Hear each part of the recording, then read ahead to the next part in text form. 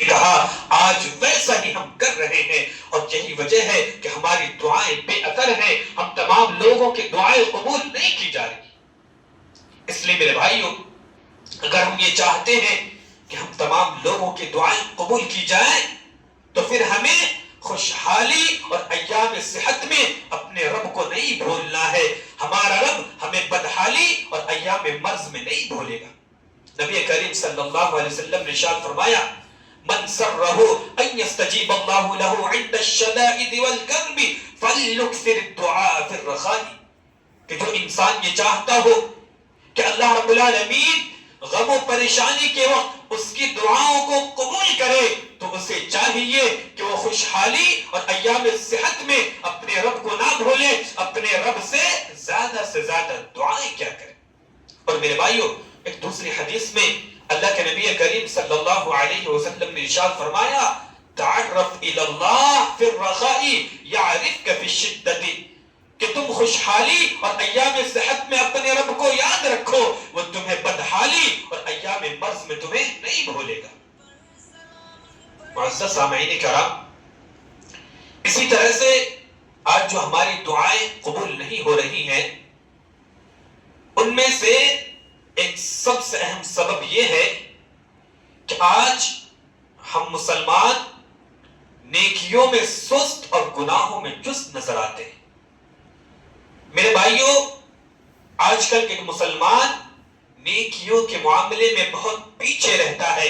جبکہ برائیوں کے میدان میں تو مت پوچھیے۔ میرے بھائیوں، امت مسلمہ کی اکثریت نے اللہ اور اس کے رسول صلی اللہ علیہ وسلم کے دین کو پیچھے ڈال دیا ہے۔ آج کی مسلم قوم یہ چاہتی ہے کہ نہ وہ توحید کو مانے، نہ نماز پڑھے، نہ روزہ رکھے، مگر اللہ رب العالمین ان کے ہر دعاؤں کو قبول کرے۔ میرے بھائیو، مسلم قوم یہ چاہتی ہے کہ ہم جیسے بھی رہیں مگر اللہ رب العالمین ہماری ہر دعاؤں کو، ہماری ہر خواہشوں کو قبول کرے۔ میرے بھائی اور دوستو، اگر آپ بھی ایسا چاہتے ہیں تو پھر یاد رکھیے، جب تک ہم نیکیوں میں سست اور گناہوں میں چست رہیں گے تب تک اللہ رب العالمین ہماری دعاؤں کو قبول نہیں کرے گا۔ اس لیے میرے بھائیوں، کیونکہ رب العزت نے یہ وعدہ کیا ہے کہ میں تم تمام لوگوں کی دعاؤں کو قبول کروں گا، بشرطے کہ تم میری بات مانو اور میرے نبی صلی اللہ علیہ وسلم کے بتائے ہوئے طریقے کے مطابق اپنی زندگی گزارو۔ جیسا کہ اللہ رب العالمین نے ارشاد فرمایا وَإِذَا سَأَلَكَ عِبَادِي عَنِّي فَإِنِّي قَرِيبٌ أُجِيبُ دَعْوَةَ الدَّاعِ إِذَا دَعَانِ فَلْيَسْتَجِيبُوا لِي وَلْيُؤْمِنُوا بِي لَعَلَّهُمْ يَرْشُدُونَ، کہ اے نبی صلی اللہ علیہ وسلم، جب آپ سے میرے بندے میرے متعلق سوال کرے، پوچھے، تو آپ کہہ دیجئے کہ میں ان کے قریب ہی ہوں۔ اجیب دعوت الداعی اذا دعان، جب کوئی دعا کرنے والا، جب کوئی پکارنے والا مجھے پکارتا ہے، مجھ سے دعا کرتا ہے، تو میں اس کی دعاؤں کو قبول کرتا ہوں، اس کی پکار کا جواب دیتا ہوں۔ فَلْيَسْتَجِيبُوا لِي وَلْيُؤْمِنُوا بِي لَعَلَّهُمْ يَرْشُدُونَ، اس لیے لوگوں کو بھی چاہیے کہ میری بات مان لیا کرے اور مجھ پر ایمان رکھے، یہی ان کی بھلائی کا باعث ہے۔ مگر افسوس کہ آج ہم مسلمان دن بدن گناہوں میں ملوث رہتے ہیں، مگر ہمیں پتہ بھی نہیں چل پاتا ہے کہ ہم گناہ کر رہے ہیں۔ میرے بھائیو،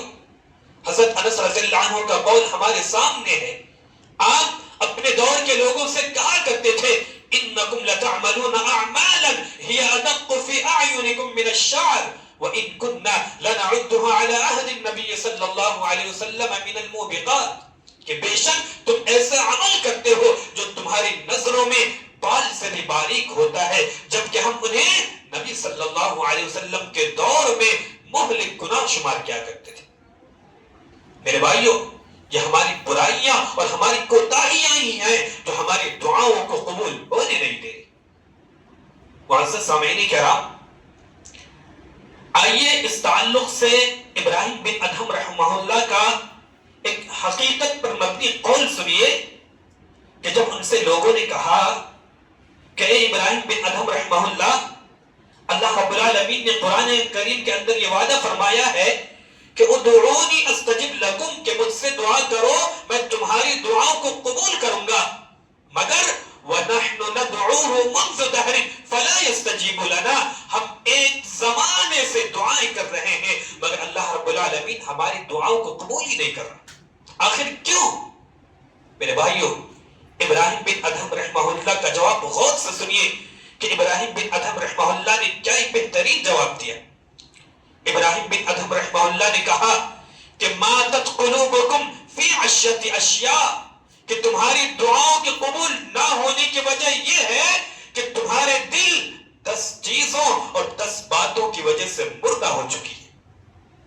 پہلی بات تو یہ ہے کہ عرفتم اللہ ولم تؤدوا حقہ، کہ تم نے اللہ رب العالمین کو پہچانا مگر اس کا حق ادا نہیں کیا۔ اور دوسری بات یہ ہے کہ قرأتم کتاب اللہ ولم تعملوا به، کہ تم قرآن کریم تو پڑھتے ہو مگر اس پر عمل نہیں کرتے۔ اور تیسری بات یہ ہے کہ ادعیتم حب الرسول صلی اللہ علیہ وسلم وترکتم سنتہ، کہ تم اللہ کے رسول صلی اللہ علیہ وسلم سے محبت کا دعویٰ تو کرتے ہو مگر ان کی سنتوں پر عمل نہیں کرتے۔ اور چوتھی بات یہ ہے کہ ادعیتم عداوت الشیطان ووافقتموہ، کہ تم شیطان کو اپنا دشمن تو سمجھتے ہو مگر تم نے اس شیطان کو اپنا دوست بنا رکھا ہے۔